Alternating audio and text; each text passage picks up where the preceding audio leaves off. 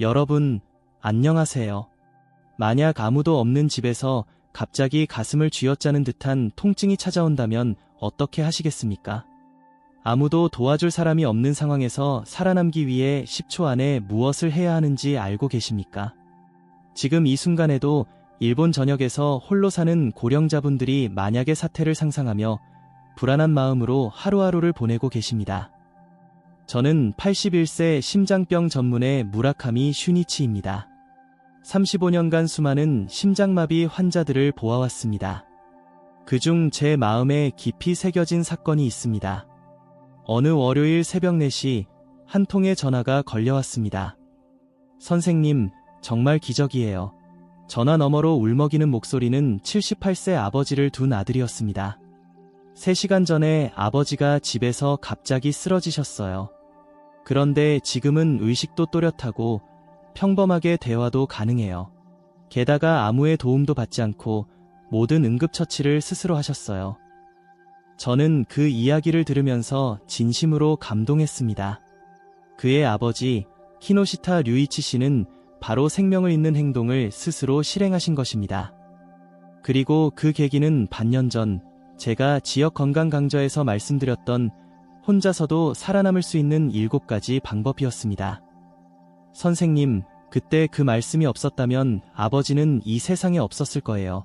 그의 말을 들었을 때 제 안에서 강한 생각이 솟아올랐습니다. 이것은 한 사람이라도 더 많은 사람에게 전해야 한다. 사실 심장마비로 혼자 쓰러졌을 경우 사망률은 87%에 달합니다. 하지만 단 10초간의 침착한 대처로 생존율을 90%까지 끌어올릴 수 있습니다. 그 생사를 가르는 차이는 아주 미미합니다. 아느냐, 모르느냐, 단지 그것뿐입니다. 여러분, 심장마비는 TV 드라마처럼 갑자기 가슴을 움켜쥐고 쓰러지는 그런 화려한 것이 아닙니다. 사실은 더 조용히, 천천히, 그러나 확실하게 생명을 위협하며 다가옵니다. 어느 날 아침, 키노시타 씨는 평소처럼 6시에 일어나 커피를 내리고 신문을 들고 읽기 시작했습니다. 그런데 문득 가슴 깊은 곳에 위화감을 느꼈습니다. 뭐지, 이 가슴의 답답함은 처음에는 어젯밤에 좀 과식했나 하고 가볍게 넘기려 했습니다. 그러나 10분이 지나고 20분이 지나도 그 답답함은 사라지지 않고 오히려 점점 강해졌습니다. 그리고 30분이 지났을 무렵에는 왼팔이 저리기 시작하고 턱 부근까지 통증이 퍼져왔습니다.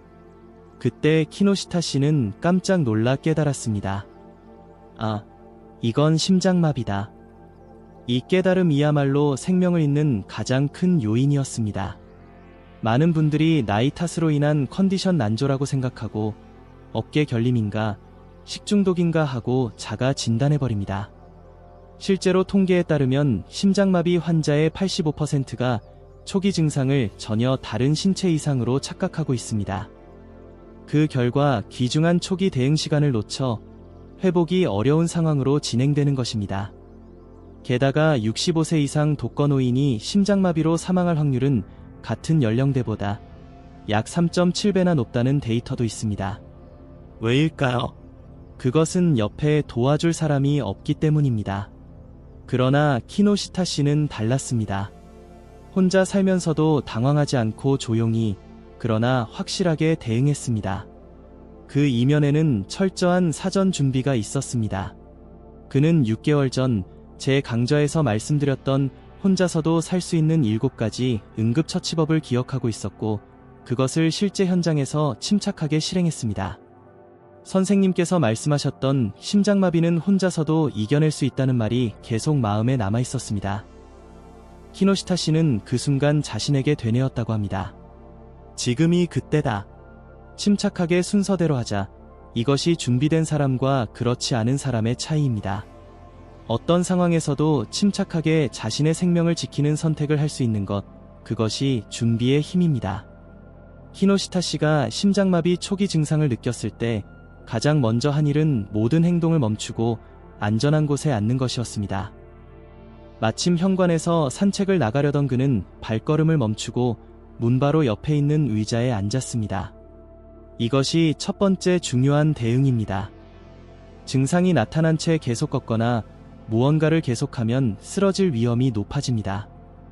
특히 심장에 부담이 가는 상태에서는 사소한 무리가 치명적인 결과를 초래할 수 있습니다. 앉는 장소도 주의해야 합니다.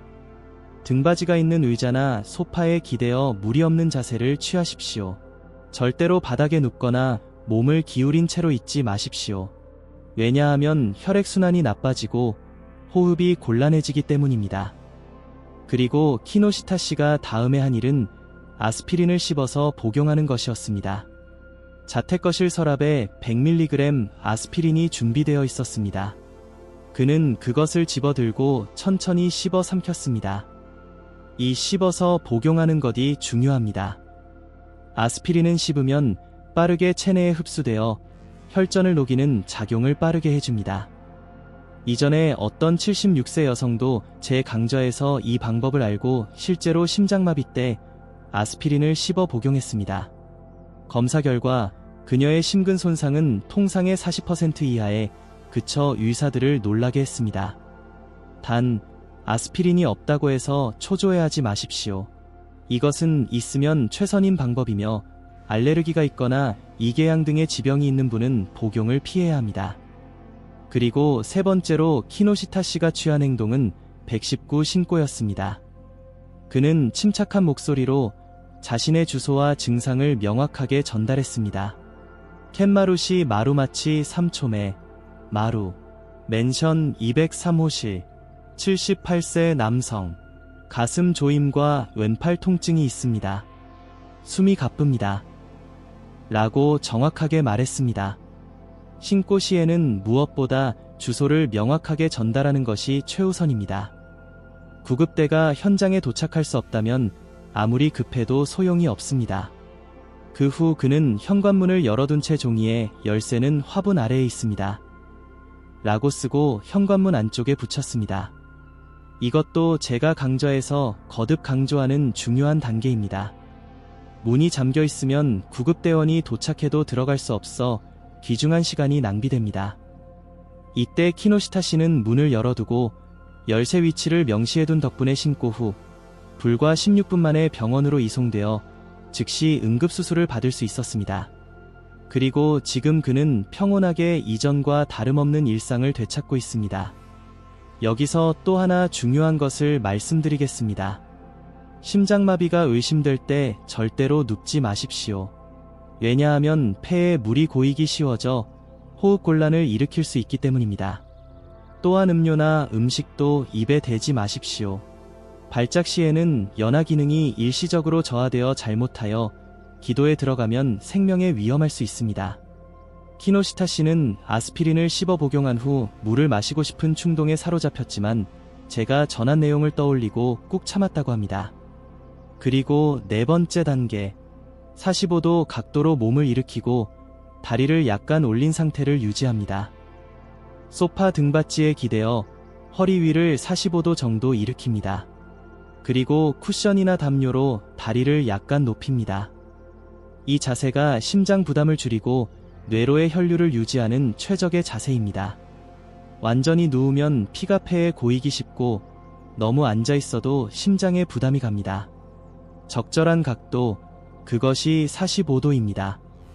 이 자세를 취하는 것만으로도 심장마비 시의 고통이 줄어든다고 많은 환자들이 말해주고 있습니다. 그리고 다음에 키노시타 씨가 한 것이 다섯 번째 행동, 가족에게 짧은 메시지를 보내는 것이었습니다. 여기서 중요한 것은 전화가 아니라 문자로 알리는 것입니다. 심장마비 중에 목소리를 내는 행위는 생각보다 체력과 심장에 부담을 줍니다.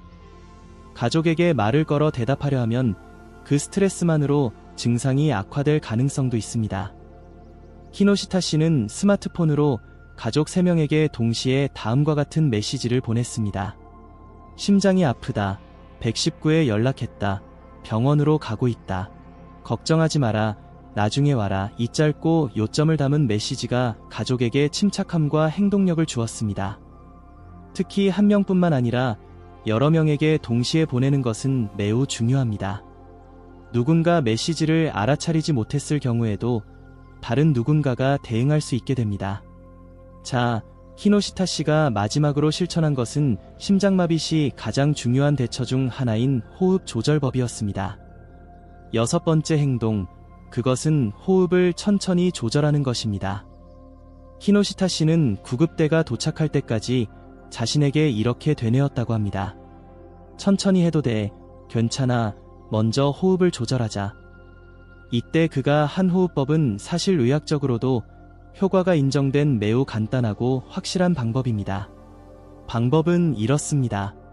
코로 4초간 천천히 숨을 들이쉬고 입으로 6초간 천천히 내쉬는 것을 여러 번 반복하는 것뿐입니다. 단지 이것만으로 교감신경의 흥분을 억제하고 심장 부담을 줄이며 혈압을 안정시키는 효과가 있습니다. 특히 숨을 내쉴 때는 소리를 내듯이 하하고 길게 천천히 내쉬는 것이 요령입니다. 키노시타 씨는 이 호흡을 구급차가 도착할 때까지 약 10분간 묵묵히 계속했습니다. 나중에 이렇게 말해주셨습니다. 숨을 내쉬는데 집중했더니 신기하게도 공포심도 누그러지고 마음이 안정되었어요. 이 호흡법은 제가 지금까지 많은 환자들에게 알려드린 방법 중에서도 가장 반응이 좋았고 생명을 살린 사례가 많았던 방법 중 하나입니다. 그리고 마지막 7번째 코드는 자신이 해야 할 일을 모두 했다는 의식을 갖는 것이었습니다. 키노시타 씨는 현관 앞 시계를 보며 이렇게 중얼거렸다고 합니다. 여기까지 3분 반, 할 수 있는 일은 다 했다. 나머지는 맡기자. 이 침착한 판단과 준비의 축적이 바로 그의 생명을 지킨 것입니다. 여러분, 이 일련의 흐름은 우연이 아닙니다. 키노시타 씨는 특별한 사람이었기 때문에 살아남은 것이 아닙니다. 올바른 지식과 평소의 준비가 있었기 때문에 생명을 지킬 수 있었던 것입니다. 여기까지를 정리합니다. 심장마비 징후를 느꼈을 때 해야 할 7가지 응급대처. 1. 모든 움직임을 멈추고 안전한 장소에 앉는다. 2. 아스피린이 있다면 일정을 씹어 먹는다. 3. 119에 신고하고 정확한 주소와 증상을 전달한다. 4. 현관을 열어두고 열쇠 정보를 종이에 써서 붙인다. 5. 몸을 45도 일으키고 다리를 약간 들어 자세를 잡는다. 6. 가족에게 전화가 아닌 짧은 메시지를 보낸다. 7. 4초 들이쉬고 6초 내쉬는 호흡을 천천히 반복한다. 7가지를 알고 있는지 여부에 따라 생사가 크게 갈립니다. 여러분, 자신과는 아직 관계없다고 생각할 수도 있습니다. 하지만 후생 노동성 데이터에 따르면 65세 이상 3명 중 1명이 평생 한 번은 심장 응급 상황을 경험한다고 합니다. 게다가 그 80%는 집에서 혼자 있을 때 발생합니다. 그렇기 때문에 대비하는 것은 다른 사람을 위해서가 아니라 자신을 위해서입니다. 다카하시 시게오 씨, 76세, 혼자 산지 20년이 넘었습니다. 도쿄도 스기나미구의 낡은 목조 아파트 2층. 통풍은 좋지만 겨울에는 추위가 스며드는 방에서 그는 조용하지만 자립적인 나날을 보내고 있었습니다. 남에게 폐를 끼치고 싶지 않아요. 라고 다카하시 씨는 자주 웃으며 말했습니다. 정년 후에는 연금으로 검소하게 생활하고 일과는 아침 산책과 도서관에서 신문 읽기, 휴대폰은 구형 폴더폰 그대로였지만 근처 건강교실만은 빠짐없이 다녔습니다. 그런 다카하시 씨가 어느 겨울 아침 바로 그때를 맞이한 것입니다. 오전 5시 45분, 아직 밖은 캄캄했습니다. 주방에서 물을 끓이면서 그는 가슴 중앙에 둔한 통증을 느꼈습니다. 이건 좀 괴롭네. 처음에는 추위 때문인가, 잠을 잘못 잤나 생각했다고 합니다. 그러나 10분이 지나도 통증은 가라앉지 않고 오히려 왼쪽 팔까지 저림이 퍼지기 시작했습니다. 턱에도 통증이 오고 있어. 이건 단순한 어깨 결림이 아니야. 그렇습니다. 그는 깨달았습니다. 왔다. 심장마비다. 다카하시 씨는 당황하지 않았습니다. 왜냐하면 그는 몇 달 전 참가한 구민센터 건강강좌에서 심근경색 초기 대처법을 배웠기 때문입니다. 선생님이 말씀하셨어. 우선 무엇보다 침착할 것. 그는 즉시 주전자 불을 끄고 거실에 있는 소파로 향했습니다. 등받이에 몸을 기대면서 조용히 심호흡을 반복합니다. 그 후 서랍에서 아스피린 하나를 꺼냈습니다. 씹어서 천천히 삼키는 거야. 그는 그것을 제대로 실행했습니다. 아스피린을 씹으면 유효 성분 흡수가 빨라지고 혈전을 녹이는데 도움이 된다. 그렇게 배웠던 것입니다. 그리고 휴대폰을 들고 떨리는 손으로 119에 전화를 걸었습니다. 스기나미구 마루노우치 3촌의 마루소 202호실 다카하시 시게오 76세입니다. 가슴이 답답하고 왼쪽 팔과 턱에 통증이 있습니다. 호흡도 조금 힘들고 심장마비일 수도 있습니다. 구급대원에게 소리를 지르지 않고 정확하게 전달했습니다. 전화를 끊은 후 그는 즉시 현관문을 열었습니다. 잠금 장치가 있는 문에는 이미 준비해둔 종이가 붙어 있었습니다. 구급대원께 문은 열려 있습니다. 만약 닫혀 있다면 열쇠는 문 옆 화분 아래에 있습니다. 다카하시 씨는 이전부터 이 준비를 해두었던 것입니다. 구급대가 왔는데 들어오지 못하면 헛수고다. 그는 평소에 그렇게 생각했습니다. 만일의 사태에 자신을 도와줄 사람이 망설이지 않고 바로 들어올 수 있도록 그것이 그의 소박한 대비였습니다. 그 후 그는 거실 소파로 돌아와 자세를 잡습니다. 등받이에 기대어 상반신을 45도 정도 일으키고 발밑에는 말아놓은 담요를 대어 약간 높입니다. 이렇게 하면 뇌에 피가 잘 돈다고 했지. 누워있으면 폐에 물이 차기 쉬워져 오히려 더 힘들어지고 반대로 상체를 잘 지탱하면 호흡이 편해진다고 배웠던 것입니다. 그 자세 그대로 그는 스마트폰 메일 화면을 열었습니다. 괜찮아, 괜찮아 소리를 내면 더 힘들어지니까. 그는 짧게 가족 3명에게 같은 내용의 메시지를 보냈습니다. 가슴이 답답해서 119에 신고했습니다. 병원으로 갑니다. 걱정하지 말고 침착하게 와주세요. 전화가 아닌 문자로. 이것 또한 그가 배운 생명을 지키는 방법이었습니다. 그리고 마지막으로 그가 말한 것은 호흡법이었습니다. 들이쉬고 1, 2, 3, 4 내쉬고 1, 2, 3, 4, 5, 6 천천히 코로 들이쉬고 입으로 내쉰다. 소리를 내면서 아 하고 내쉬면 마음도 진정되고 심장의 부담도 줄어듭니다. 이 호흡법에는 사실 확실한 과학적 근거가 있습니다. 부교감 신경이 이완되어 심박수가 안정되고 혈압이 내려갑니다. 즉, 심장이 폭주하지 않도록 자연스럽게 브레이크가 걸리는 것입니다. 다카하시 씨는 그 호흡을 구급차가 도착할 때까지 10분 동안 반복했습니다. 무섭지 않았다고 하면 거짓말이다. 하지만 신기하게도 패닉에 빠지지 않았다. 할 일은 다 했다. 나머지는 맡기자고 생각할 수 있었다. 구급차가 도착했을 때 그는 의식을 또렷이 유지한 채 구급대원에게 상황을 설명할 수 있었습니다. 그리고 병원 진단 결과 다행히 심근 손상은 아주 미미했고 수술도 최소한으로 끝났습니다. 정말 침착하게 잘 대처하셨네요. 교과서 그대로입니다. 의사에게 들었을 때 다카하시 씨는 조용히 이렇게 말했다고 합니다. 네, 선생님, 계속 연습했습니다. 정말 준비된 사람은 살아남는다는 말을 그대로 증명한 분이었습니다. 다카하시 씨는 지금도 건강하게 아침 산책을 계속하고 있습니다.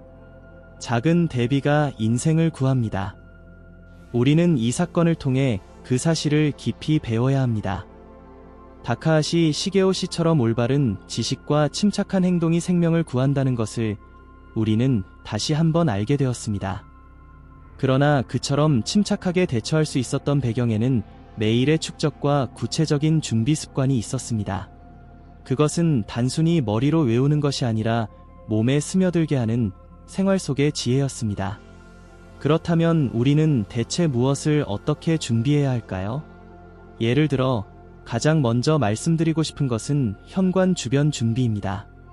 고령자가 혼자 살고 있는 경우 만약 의식을 잃었을 때 구급대가 원활하게 들어올 수 있는지 여부가 생사를 가르는 분기점이 됩니다. 그러므로 지금 당장이라도 다음과 같은 것을 습관화해 두십시오. 현관 안쪽에 크고 보기 쉬운 종이를 붙이고 이렇게 적으십시오. 긴급 시에는 이 종이를 봐주세요. 문은 열려 있습니다. 만약 닫혀 있다면 열쇠는 현관 옆 화분 아래에 있습니다. 문이 비밀번호식인 경우에는 그 번호를 종이에 크게 쓰고 119 신고 후에는 이 번호로 열어주세요 라고 적어 붙여두는 것입니다. 도둑이 들면 어떡하냐고 걱정할 수도 있습니다. 하지만 잘 생각해보세요.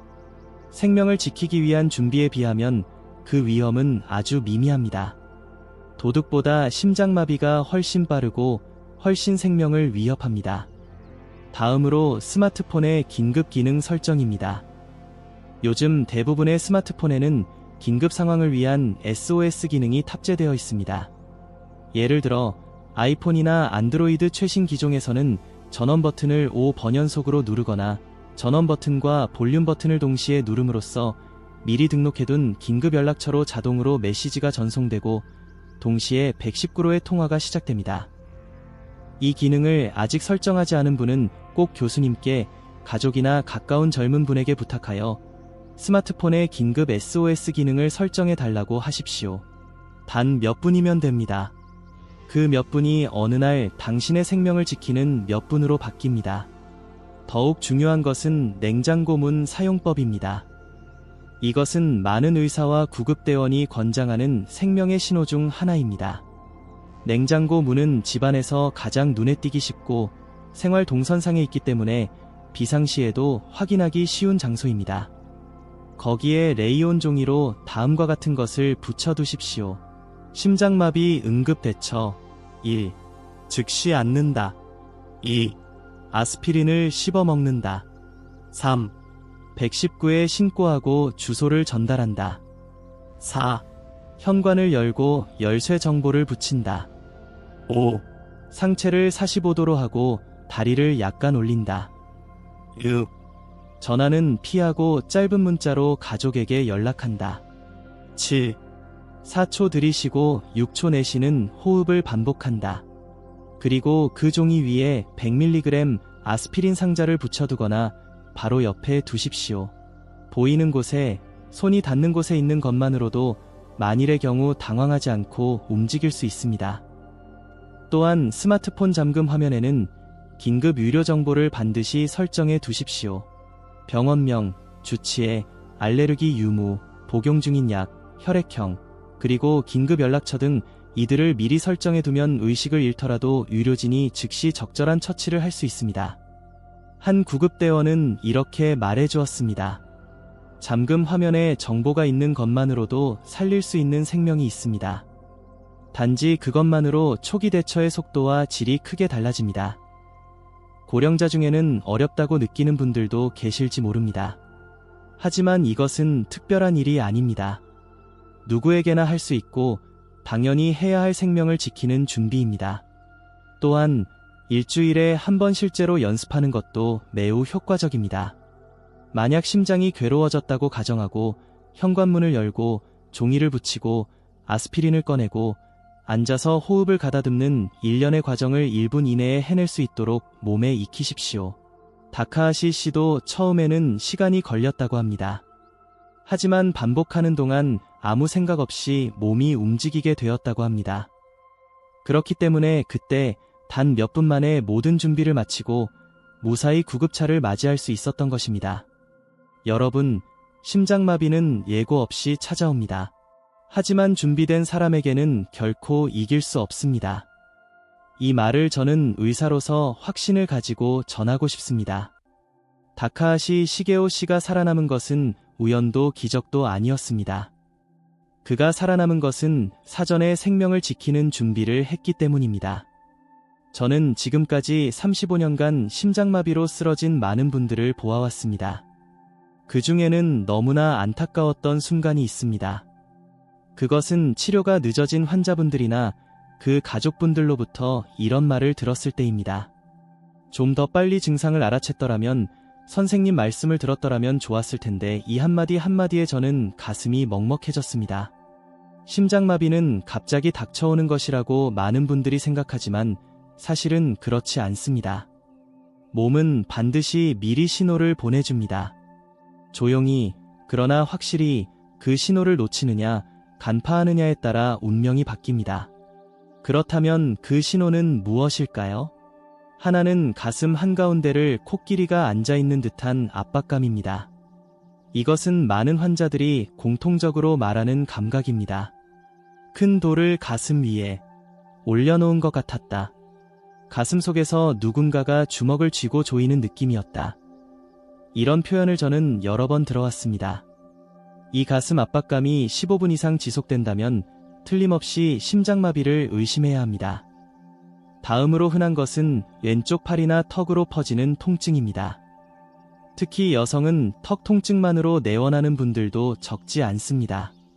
이가 아픈 줄 알고 치과에 갔는데 사실은 심장 증상이었다고 나중에 판명되는 경우도 있습니다. 그리고 이유 없는 권태감, 주의해야 합니다. 특히 여성분들은 특별히 아무것도 하지 않았는데도 몸이 유난히 나른하다고 느끼는 경우가 많고 그것을 갱년기나 나이 탓으로 돌려 간과하는 분들이 있습니다. 갑작스러운 숨 가쁨이나 차가운 땀, 이것들은 이미 훌륭한 신호입니다. 아침에 계단을 오르내릴 때 숨이 가쁘거나 한겨울에도 가만히 있는데 땀이 배어 나오거나 이런 작은 틈새 속에 생명을 지키는 힌트가 숨어 있습니다. 또한 메스꺼움이나 현기증을 동반하기도 합니다. 많은 분들이 위장약을 먹고 경과를 지켜보려고 하지만 그것은 매우 위험한 판단입니다. 심장마비는 모든 증상이 한꺼번에 나타나는 것은 아닙니다. 오히려 그중 2개나 3개만 동시에 나타나는 경우가 가장 주의해야 할 경우입니다. 예를 들어 가슴 압박감과 왼쪽 팔의 저림, 이유 없는 피로감과 숨가쁨, 턱 통증과 식은땀, 이런 조합이 보인다면 망설이지 말고 행동하십시오. 고혈압이나 당뇨병, 고콜레스테롤, 흡연 습관이 있는 분들은 더욱 그렇습니다. 이런 심장에 부담을 주는 배경을 가지고 있는 분들은 일반인보다 심장마비 위험이 몇 배나 높아집니다. 그리고 65세가 넘어서 혼자 살고 있는 분, 이것은 매우 큰 위험 요인입니다. 왜냐하면 아무도 모르게 쓰러져 버리면 살아날 확률이 극단적으로 낮아지기 때문입니다. 일본에서는 65세 이상 고령자의 3명 중 1명이 평생 한 번은 심장 응급 상황을 경험한다고 합니다. 그리고 그 80%가 집에서 발생합니다. 하지만 그렇다고 해서 절망할 필요는 없습니다. 희망은 있습니다. 준비만 되어 있다면 살릴 수 있는 생명이 있기 때문입니다. 제가 오랫동안 지켜본 바에 따르면 준비를 했던 분들은 모두 살아날 확률이 비약적으로 높아졌습니다. 아스피린을 준비했던 사람, 119 신고 절차를 연습했던 사람, 열쇠 위치를 구급대원에게 알려줄 수 있도록 했던 사람, 스마트폰에 의료 정보를 등록했던 사람, 그리고 평소 자신이 쓰러졌을 때를 가정하여 가족과 공유했던 사람. 이런 작은 준비가 위급할 때 생명을 지키는 방파제가 되는 것입니다. 저는 더 이상 후회하고 싶지 않습니다. 좀 더 빨리 알았더라면, 좀 더 빨리 준비했더라면 하는 마음을 더 이상 누구에게도 느끼게 하고 싶지 않습니다. 다카하시 시게오 씨처럼 자신의 힘으로 자신의 생명을 지키는 준비를 하십시오. 설령 누군가의 도움을 받을 수 없는 상황이라도 당신의 행동 하나로 미래는 바뀝니다. 그 첫걸음이 지금 이 순간부터 시작될 수 있다는 것을 부디 잊지 마십시오. 제가 이 이야기의 마무리로 여러분께 꼭 전하고 싶은 것이 있습니다. 그것은 심장마비를 미연에 방지하기 위해 가능한 한 준비와 예방을 생활의 일부로 만들어 달라는 것입니다. 심장마비를 인지하고 적절히 대응할 수 있다고 해도 발작 자체가 일어나지 않도록 매일 노력하는 것이 무엇보다 중요합니다. 그렇다면 그 예방이란 무엇일까요? 그것은 특별한 것이 아닙니다. 모두 일본에 사는 우리들의 생활 속에서 무리 없이 계속할 수 있는 습관입니다. 예를 들어 정기적인 건강검진, 특히 심전도 검사나 심장 초음파, 혈액 검사는 심장 상태를 미리 알기 위해 필수적입니다. 1년에 한 번이면 됩니다. 시구정촌에서 실시하는 특정 검진에도 심장 관련 항목이 포함되어 있습니다. 병은 보이지 않는 사이에 조용히 진행되는 것이 무섭습니다. 그렇기 때문에 보이지 않는 사이에 미리 확인하는 것이 생명을 지키는 첫걸음이 됩니다. 다음으로 약관리, 혈압을 낮추는 약, 당뇨병 약, 콜레스테롤을 낮추는 약, 이런 약을 처방받은 분들은 자의적으로 중단하거나 양을 바꾸지 마십시오. 오늘은 컨디션이 좋으니까, 잊어버렸으니까 괜찮겠지. 그 한 번의 방심이 생명을 좌우할 수도 있습니다. 약은 생명줄입니다. 귀찮더라도 꾸준히 복용함으로써 심장을 지키고 있다는 자각을 가져주셨으면 합니다. 또한 식생활도 다시 생각해 봅시다. 염분을 줄이고 동물성 지방은 적게, 채소를 충분히 섭취하고 꼭꼭 씹어 천천히 먹으십시오. 술도 적당량을 지키고 담배는 가능하다면 끊으십시오. 그리고 무엇보다 매일 가벼운 운동, 산책만으로도 충분합니다. 조금 빠른 걸음으로 20분, 바람을 느끼며 걷는 것만으로도 심장은 서서히 단련됩니다. 이처럼 생활습관 하나하나가 심장의 방패가 되어줄 것입니다. 여기서 한 가지 부탁이 있습니다. 지금까지 말씀드린 내용을 부디 한 번이라도 좋으니 실제로 가족과 함께 연습해 주십시오. 아스피린 놓는 곳을 함께 확인하고 냉장고에 행동 목록을 붙이십시오. 스마트폰의 긴급 설정을 함께 검토하고 119건은 방법을 소리내어 연습하십시오. 현관에 열쇠 정보를 붙이는 작업을 가족에게 보여주십시오. 이러한 공유는 위급할 때의 불안을 크게 줄여주고 지지대가 됩니다. 당신이 심근경색으로 쓰러졌을 때 가족이 무엇을 해야 할지 모른다는 것은 생각보다 위험한 일입니다. 또한 부모 세대뿐만 아니라 자녀 세대와 손주 세대에게도 생명을 지키는 지혜로 꼭 물려주고 싶습니다. 왜냐하면 심장병은 언젠가 누구에게나 일어날 수 있는 일이기 때문입니다. 그리고 마지막으로 이것만은 부디 잊지 마십시오. 심장마비는 결코 혼자서 닥쳐오는 것이 아닙니다. 만약 당신이 지식을 가지고 준비를 했다면 그때 당신은 더 이상 혼자가 아닙니다. 당신 곁에는 지금까지 배워온 대처법이 있고 당신 자신의 냉철한 판단이 있으며 그리고 당신을 믿고 지켜봐주는 사람이 있습니다.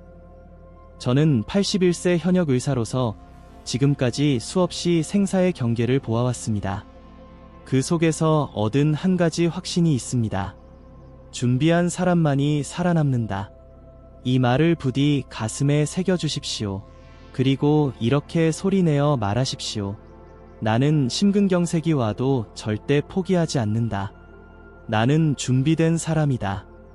나는 살아남는다. 그 결의가 당신의 생명을 지탱해 줄 것입니다. 오늘 이 영상을 시청하신 것, 그 자체가 이미 첫걸음입니다. 이제는 행동으로 옮길 일만 남았습니다. 냉장고에 붙일 종이 한 장을 쓰는 것부터 시작해도 좋습니다.